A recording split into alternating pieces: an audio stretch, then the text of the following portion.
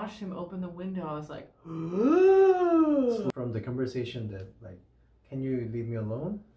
give me your attention.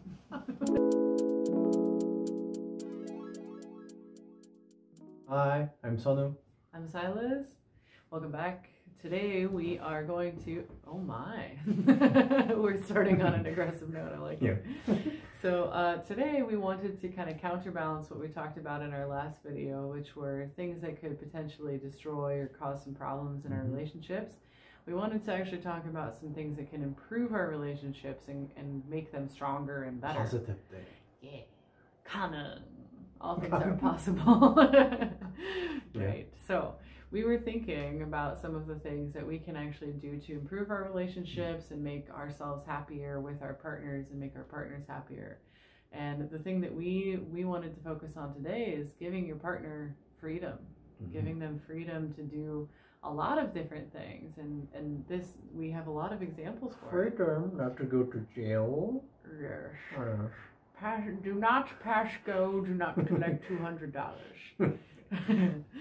Yeah, so when I think of freedom in relationships, I think of, not having to constantly be with someone or constantly giving someone attention. It is. Exhausting.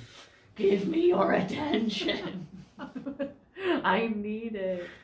It's like we all need attention sometimes, but just balance, all things in balance. When I need attention, I just get behind. That sounds so dirty. Just like when you just want attention. Oh Lord.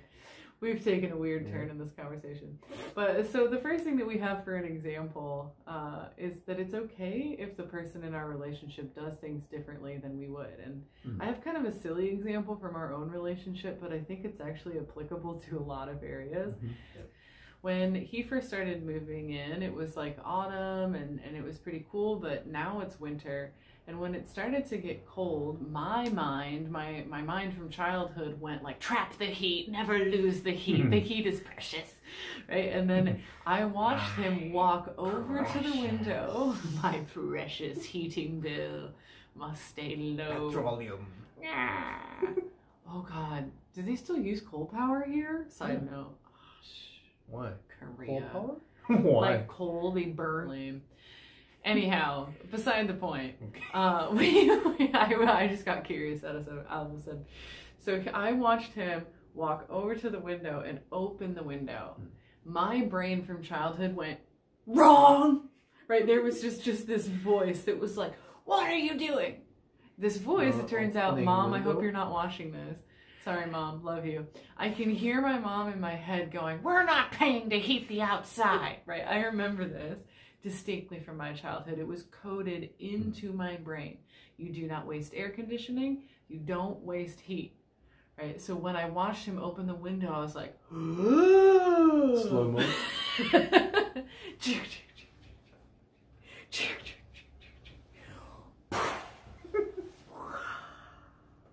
Right, like there was this in my head. I didn't say anything, right, and my brain just went no, and it was like this moment of like problem, address, and I can't even remember our conversation now. But later, after I had processed kind of what was going on in my mind, he and I talked about it and came to the conclusion that it didn't really hurt anything if the window was open, aside from a little tiny increase in energy use. And maybe that's why our electric bill is so high. Maybe it is, I don't know. But like, I actually don't care that much. It doesn't hurt anyone, right? And at the end of the day, it actually sometimes is necessary because we have a south-facing window. Sometimes, not all day. We're baking in this apartment often because it's south facing. So as soon as the sun comes up, it goes from cold to hot real quick. And that's super hard to balance anyway. The most effective way to do it is to open the window. It's not a quick adjustment. It's boiling and heating, just processed heating. Yeah. That's true. Even if you turn it down, it's going to be like hours before it's cool again. I turned the heater down 4 hours ago. It's still warm in here. So it's just like, it takes time. But the point of this rambling story is that at the end of the day, this thing that he approaches differently than I do not only doesn't hurt anyone, it actually has turned out to help us.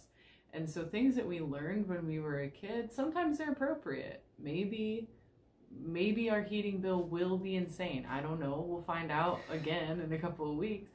But it does cost 10 cents. It's really okay, right? And so like at this point, I'm actually very glad that we've done that, because when I'm exercising in the 11 a.m., like I'm literally an ant getting microwaved with one of those magnifying glasses. I like being able to just open the window and right? So like sometimes your partner's right, and it's okay to change our minds, right? So like it's okay to let our partners influence how it is that we think. And I'd like to say it's okay as long as it's okay. So it's like smoking pot alone in your apartment before marijuana was legal. It doesn't. Legitimately, it does not hurt. What does a stoner do? They just sit around and watch cartoons. It doesn't hurt anyone. What about the smell? I mean, it's private. Okay. If you don't mind in your own, it's different than here, because remember, houses, right? They're not apartments. We don't smoke pot. Yeah, definitely not in Korea. I would lose my visa so fast, and I'm not down on that. We smoke pot. Yeah, maybe in California, but not here. Love you, California. All right, our second tip in regards to giving your significant other freedom is just to allow them to have time with other people that aren't free time. Just in our relationship, right? So with friends and alone. Having no silence time. Yeah, it's important. I need no sunny time. Don't get me wrong, I love you. I really do. But sometimes I'm just like, get out of my face for like 5 minutes. And that's okay. It doesn't mean that there's something wrong in the relationship. It means that humans need multiple relationships. Yeah. And you don't have to feel guilty that you're not wanting to having all time with your partner. It's just natural. Your own space and your time. Yeah, that's it. Yeah. That's human. Very much. Yeah. In my experience, when I had my first girlfriend, it was kind of obligated to call her. You know, it's very common in this country, calling to the girlfriend every time, every day. So we kind of had compromised that I had to call once a day. Usually it's the time before to go to bed. Right. So the evening call. Yeah. I've had that situation. Yeah. I had to call every time, and I had to spend time with calling. Oh. So it's a pain in the ass. Yeah, that's the only time I made a mistake. In conversationally, don't make mistakes on having conversation. But I made a lot of mistakes in calling conversation because I had to spend a lot of time with calling. I see. So I meant to say, if I feel I have to time all day together, it's more likely to make more mistake. Yeah. And I feel that it's less precious having time together. So that's true. It's like balancing. Yeah, definitely. Balancing. That actually means to swing in French. Really? Yeah. Swing? To swing. Uh-huh. Not the fun kind of swing. So, yeah, I really do think that's important because, like, you know, especially if we're at the point that we feel pressured that, you know, if we feel pressured to spend time with the other person, then we almost feel this, at least me, I start to feel almost this note of resentment. And if I feel resentment towards somebody, then yeah, that's going to come out in like a verbal kind of mistake where I start to feel almost aggressive because I'm just like, I'm tired. I want to freaking talk right now. Like I am a verbal person, but as time goes on, I am a verbal person, but as time has gone on, I've gotten a lot more introverted and self-contained. I do still talk to myself, which I think is probably why I talk all the time. but it's how I process information. So I'm sure we've talked about it actually. I know at times that can be really frustrating for him because we're trapped in a very small space, right, together. So there definitely are times when we need to be separate and we need to be alone. And because, you know, I need my time to think about stuff and contemplate, and he needs his time to think about stuff and to contemplate, you know, just having those times where we're not interrupted or, you know, we can just be in our own mind, right? It's like, that's really important. That's how we remain clear-headed. So it is very good solution that we can talk. Please, can you leave me alone a little bit? Yeah. Before having partition. Yeah. That's it. It's true. So it's really good solution that having alone time officially. Let's not talk for a while. I actually really appreciate that because like it makes me register that I'm talking, right? Because I've lived alone for a long time, and I was thinking about it today. Actually, I was thinking about this conversation because I was sitting at the table and I'm working. No one's here, right? He was gone. No one was here, and I was just talking to myself. That's just a thing that I do. So like I forget that I do this, and so for him to be like, hey, like, can you not for like a little bit?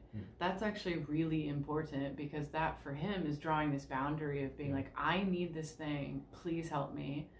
And then, you know, my response could be anger and frustration, but remembering I care about this person, I'm like, oh, okay. Like I sense the boundary and I respect that, right? So like hearing what the other person has to say and giving them the freedom to have and get what they need, that's a really important thing. That is love. That's caring for somebody deeply, right? Agreed.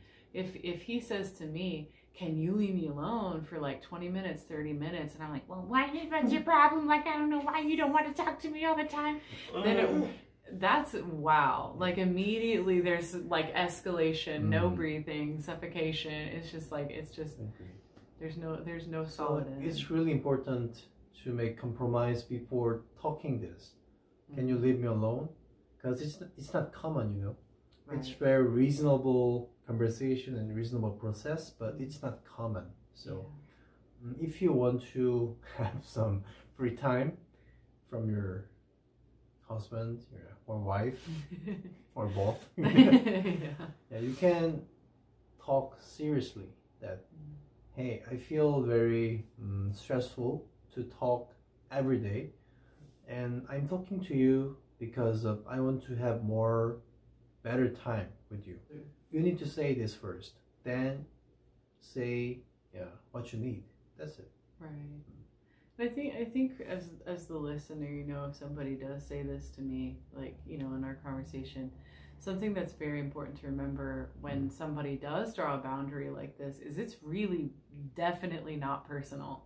If I tell him like, hey, I'm going to read my book for like 30 minutes and I'm being quiet and reading the book and he leaves me alone, that shows me infinitely that there's a lot of respect there, that he can like pay attention to what it is that I want. So by being able to listen to this other person and accept that and not take it personally, it actually makes your bond closer because it builds trust in your relationship. So being able to, like, I mean, sometimes he'll be like, hey, leave me alone, and I'm like a little dagger to the heart, but like, you know, that's a very temporary thing. I would rather be like, oh, tiny dagger to the heart, and then like pull it out and go back to having a good relationship instead of being like, dagger to the heart, let's fight. Like, so much worse, right? So taking that second to be like, no, I love you. I'll be nice to you. Also, being with used to be this kind of process, we can be more resilient. Oh, that's true. I mean, you got some tiny dagger from the conversation that like, can you leave me alone? But actually you can bear it first time. So you can bear more stressful thing, which is not malignant. So we can go to more boundary each other, which makes us more strong bonded team. That's true. Because the thing about boundaries is, like, you know, a lot of the conversations that I hear are really valuable because they talk about, like, you need to establish your boundaries. Well, that's true. Self-respect and knowing ourselves and knowing what our boundaries are is important. It's equally as important to recognize and accept another person's boundaries. And that in itself will grow an immense amount of trust in the other person. So that's, without trust, a relationship is really nothing. It sounds a little bit different from this topic, but I'd like to say that if we can reject each other, that means we can make better decision. If there's no option that we can reject, we have to agree each other. That makes worse decision. But if we can actually choose between A, B, C, we can make better choice. That's true. Yeah. Can you get it? Yeah, right. I think so. Because, like, I think what I'm hearing is that if we can accept or at least listen, right, to like the other person's suggestions and thinking, and we don't take feedback personally, that it actually allows us to grow in a more beneficial direction. Like, and choices are more well thought out. Because if I think back to the time when I was an artist, and at the time I was very sensitive, like, you know, and I mean, it's artist thing. I mean, yeah, sometimes, yeah, but like, honestly, most of us, yeah. Like, when I was an artist in university, I was very sensitive, and I could not take feedback. And like, when I look back in that time, and I recognize like how badly I took criticism, it really prevented me from growing, right? So like, being able to hear somebody's opinion that's different, and then going like, oh, okay, tiny dagger, but then taking the dagger out and reminding ourselves, like, I respect this person, they're here to grow and love me as well. If I respond to this pain and try to cause an argument, I'm eroding this relationship. But if I feel that pain and I go, oh, that hurt something, but that means there's a solution to this problem, that gives us a lot more window and opportunity to actually talk about the problem, right? So just Preach. Yeah, like knowing, it was cute. Just knowing that, like, sometimes our feelings are gonna get hurt. We are human people, right? And we're never going to do everything perfectly. We're never going to be free from mistakes and errors. That, like, being able to feel a little bit of pain and not just throw it back at the other person, that infinitely will build a significantly better relationship. If my feelings get hurt and I just whip it back, it's just like, we're gonna get super sane. Like, there's no possible good outcome in that solution or in that situation. We can get hurt, but we can get recovered, as long as it's not severe and lethal. So right, everybody makes mistakes, and like that's something we wanted to talk about as well. It's like, you know, giving people the benefit of the doubt, right? Giving people the freedom to make errors, because sometimes I'm gonna say stuff wrong, and like, you know, he's gonna do it too. So sometimes, like, we're gonna get, you know, tiny dagger. I don't know where this analogy came from for this video, but you know, it works. Tiny dagger.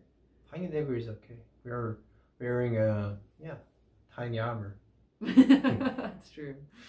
Tiny dagger with my tiny armor. But wearing armor is really important in conversation, because we don't have to dodge every dagger, tiny dagger. If we are wearing a tiny little armor, we don't have to dodge every dagger, so we can just concentrate on dodging big dagger.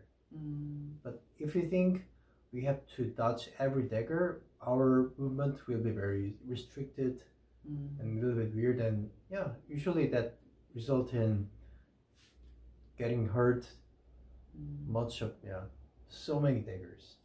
So many that's tiny true. daggers. If we if you hold, that's actually a good point. If you hold on to daggers and like keep them, it just gets worse. It makes the problem worse. Right, so it's like, it's really important, like, when we do feel this pain or like something really doesn't sit well with us, it's important not to hold that, right? And like not hold the other person accountable for that. Because like, you know, I think every person has said something and been like, ooh, that is not what I meant, or that totally came out wrong, right? So like, remember, this is a human person. They are a human being, and human beings are incredibly prone to error. This is just something that we do. So if, you know, he says something or I say something and we hurt each other, if I keep that there, if I just hold it and I'm like, yeah, you hurt my feelings that one time, and I keep it and I keep it and I keep it, and then something else happens, and now the two daggers are in there, I'm just gonna be like, yeah, someday. And that's not fair. You know, I hear these conversations, I watch them happen on TV and like in podcasts and stuff where girls and guys are like, well, you remember what you did 6 years ago to me? And the other person's like, no, like, I don't know what I did 6 years ago to you. Because who has that kind of memory except somebody who's holding on to it, right? So, like, I don't even, like, right now, I literally cannot think of a time. I know he's hurt my feelings. I honestly can't even think about it, though. Because it's like, it's so important to just get rid of it, right? Because if I hold on to it, it's going to get worse. That wound is, you know, I hate to use this cheesy analogy, but the wound's going to fester. It's just going to get worse and worse, and it's going to erode the closeness and trust in our relationship. It doesn't help. 0%. Right? So if we have this, like, it honestly builds as resentment. You hurt my feelings that one time, and I'm going to remember it until I'm 90. Like, it's not healthy. It's not healthy for me. Yeah.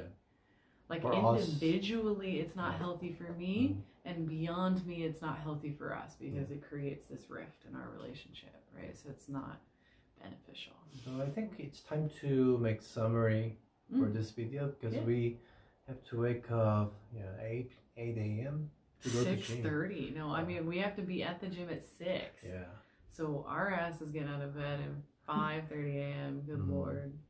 So thanks for watching. And thanks for coming, guys. Please like and subscribe, and if you are asking something, just comment down below, please. Yeah. Yeah. Bye.